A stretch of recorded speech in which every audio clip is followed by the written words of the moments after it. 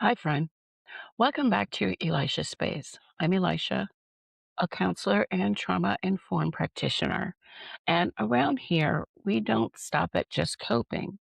If you've lived through trauma, whether it was one big event or a thousand little cuts over years, you probably got really good at functioning, going to work, taking care of everyone else, saying, I'm fine. But your body might be telling a different story. Today, I want to talk about how trauma doesn't only live in our thoughts and memories, it lives in our bodies. And I'm going to walk you through some gentle somatic practices you can start using to help your nervous system feel safer and begin to release what it's been holding. These are simple, accessible, therapist approved tools, not a replacement for therapy or medical care, but something you can put in your hands. If at any point you feel overwhelmed, you can pause, come back later, or just listen without doing the movements. You are in charge of your pace here. From a clinical standpoint, trauma is anything that overwhelms your ability to cope and leaves a lasting imprint on your nervous system. Your brain has an alarm center, the amygdala, that says we might not be safe. When something overwhelming happens and you can't fight or flee, your body often goes into freeze.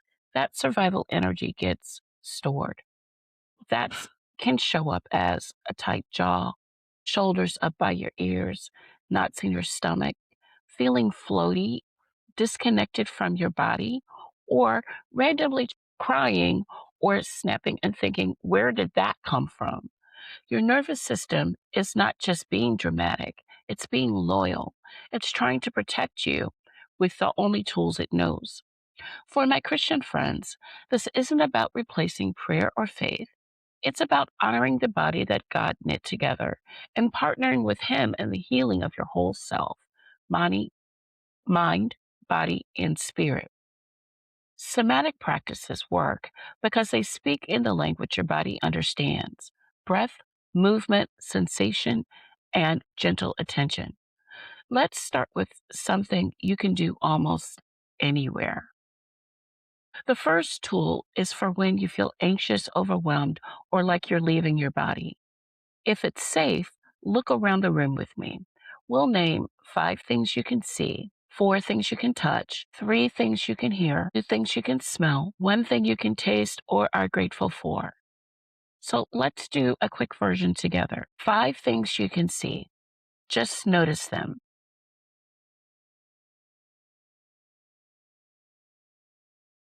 4 things you can touch. Maybe your clothing, the chair, the floor. 3 things you can hear. My voice, a fan, traffic noise. 2 things you can smell, even if it's just neutral air.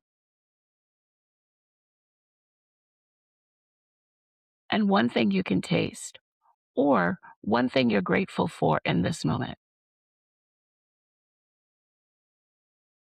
Clinically, this helps bring your brain out of threat mode and back into the here and now. You're telling your nervous system, we are here, we survived. I had a client, we'll call her M, who used this practice in the car before walking into family gatherings that used to trigger her. Over time, her body started to associate those moments not just with dread, but with grounding and choice. Now we'll add breath and a gentle self hold. Press one hand on your chest and one hand on your belly. If that doesn't feel safe, you can hold your forearms or place your hands on your thighs. We're going to breathe in for 4, hold for 4, and exhale for 6. The longer exhale tells your body, we are safe enough to soften. Inhale through your nose for 4. 1, 2, 3, 4. Hold. 2, 3, 4. Exhale gently through your mouth for 6. 2, 3, 4, 5, 6. Let's do 2 more rounds at your own pace.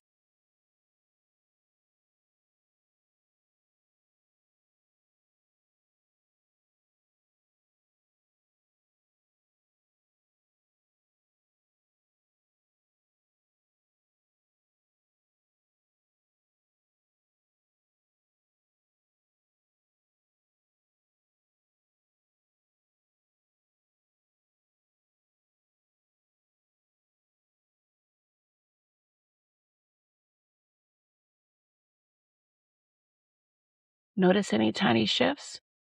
A dropping of your shoulders, a little more space inside your chest? From a nervous system perspective, we are engaging the parasympathetic system, your rest and digest state.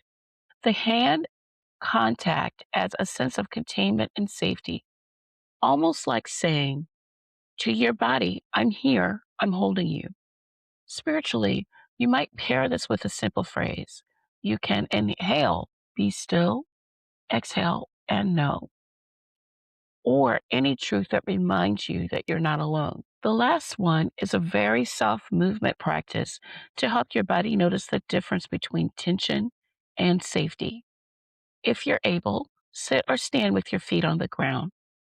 Step one, gently tighten your fists, just a little. Notice the tension. Hold, 3, 2, 1, then slowly release. Let your hands open, maybe shake them out softly. Now, let's do that with your shoulders. Bring your shoulders up towards your ears and notice the squeeze. 3, 2, 1, and then exhale and let them drop. Let's do it again.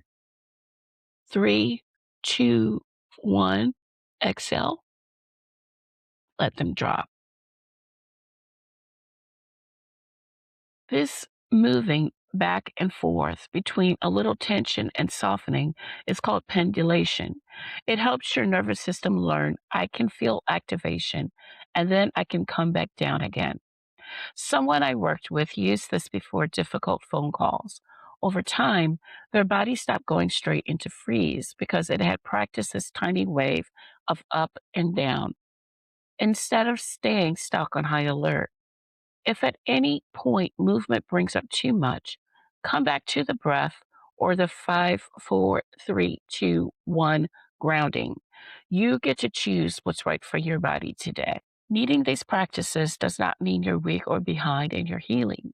It means your body has been working overtime to protect you. These somatic tools are not about forcing yourself to get over it. They're about giving your nervous system small, repeatable experiences of safety. So over time, it doesn't have to guard you as fiercely. If you tried even one of these with me today, I'd love to hear. Tell me in the comments which one you tried and leave one word for how you felt afterward. Even if the word is tired or unsure, that's still information. If you want to go deeper into nervous system work and faith informing healing, I'll link a playlist of regulating your nervous system and body based practices at the end of this video. Thank you for letting me sit with your story and with your body story today. You are not just coping, you are learning to live in a safer body, one small practice at a time.